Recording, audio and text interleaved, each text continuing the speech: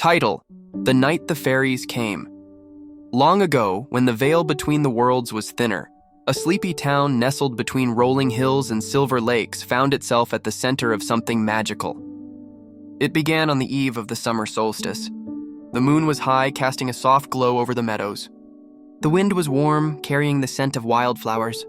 In the town of Elmswood, children were tucked into bed, and grown-ups sat quietly by their windows, sipping tea and listening to the hush of the night. But not all were asleep. Lena, a curious girl with a heart full of wonder, sat at her window watching fireflies dance among the trees. She had always believed in fairies, even when others laughed or rolled their eyes. That night, something strange stirred in the air. A shimmer, a hush, a whisper that tickled her ears like laughter carried on the breeze. Then it happened. A ripple moved through the forest. Lights, not fireflies, but brighter, like stardust, emerged from the trees. Tiny beings with wings that sparkled like dew on spiderwebs floated into the sky. Fairies. They danced on air, leaving trails of light behind them. Some rode hummingbirds like knights on noble steeds. Others floated on leaves like boats on wind. They came in peace, giggling in a language that sounded like bells and singing songs that made the flowers bloom in the dark. Lena gasped. One fairy, no larger than her hand, fluttered to her windowsill. She had hair like golden wheat and eyes like drops of moonlight. "You can see us," the fairy whispered, surprised. "Only children with believing hearts can." "I knew you were real," Lena said softly. The fairy smiled and offered her a sliver of glowing blue light, fairy dust.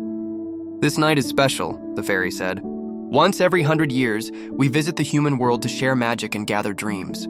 Will you come with us?" Lena's heart leapt. She nodded. The fairy dust lifted her gently into the air. She soared over rooftops and trees, laughing as she danced among the fairies. They visited sleeping homes, placing tiny blossoms on pillows and whispering joy into dreams. They painted rainbows in puddles and mended spider webs with starlight. As dawn approached, the fairies gathered one last time in the clearing. "We must go," the golden fairy told Lena. "But you'll remember, and when you grow, don't forget. Belief keeps our world alive." With that, the fairies vanished into the morning mist, leaving behind only footprints of glowing petals.